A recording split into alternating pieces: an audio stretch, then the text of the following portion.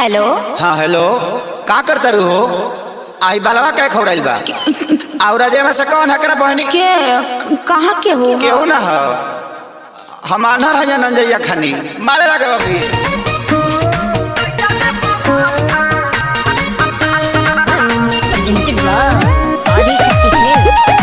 biharmasti.in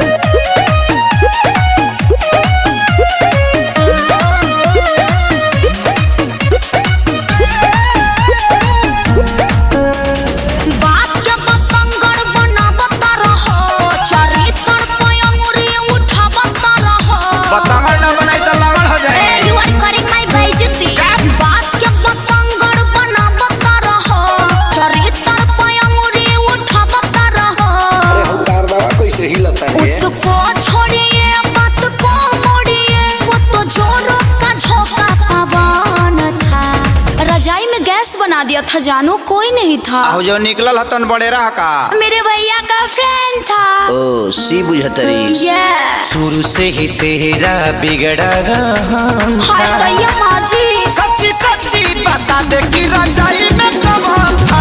शुरू से ही तेरा बिगड़ा रहा था, सच्ची बता दे कि रजाई में कौन था। मेरे भैया का फ्रेंड था। गुरबा कोई हतर मारा ना भी जाने जाने दोनों जाए दिया ओकरा के खाए दी।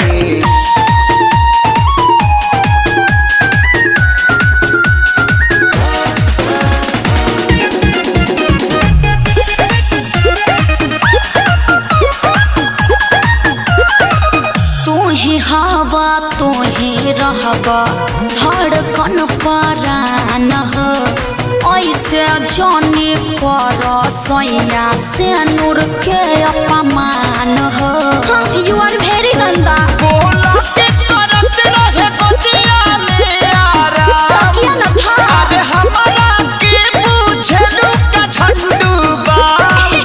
समझाऊंगी बतलाऊंगी मेरा तो बिल्कुल न मन था। बिलीव मी या बोलबो इंग्लिश। शुरू से ही तेरा बिगड़ा रहा था। Mention not. सच्ची सच्ची बता दे कि रजाई में कौन था। शुरू से ही तेरा बिगड़ा रहा था, सच्ची बता दे कि रजाई में कौन था। biharmasti.in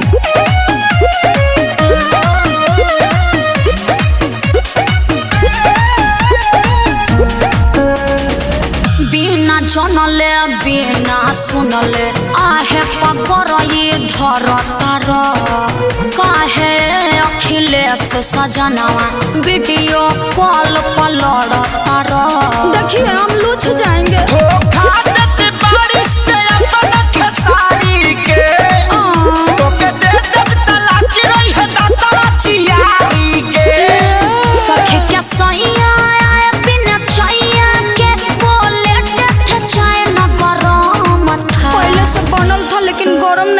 तुमको समझाना पति का धर्म था। क्यूट। अभी मैंने जाना रजाई में कौन था। तुमको समझाना पति का धर्म था। अभी मैंने जाना रजाई में कौन था। अरे रैंडम मचा के बजावा लो का फेर में पड़ल बड़ा। अब रजाई नॉट अलाउड। अगला महीना से पूरा प्रसूत आदमी बन जाएगो। biharmasti.in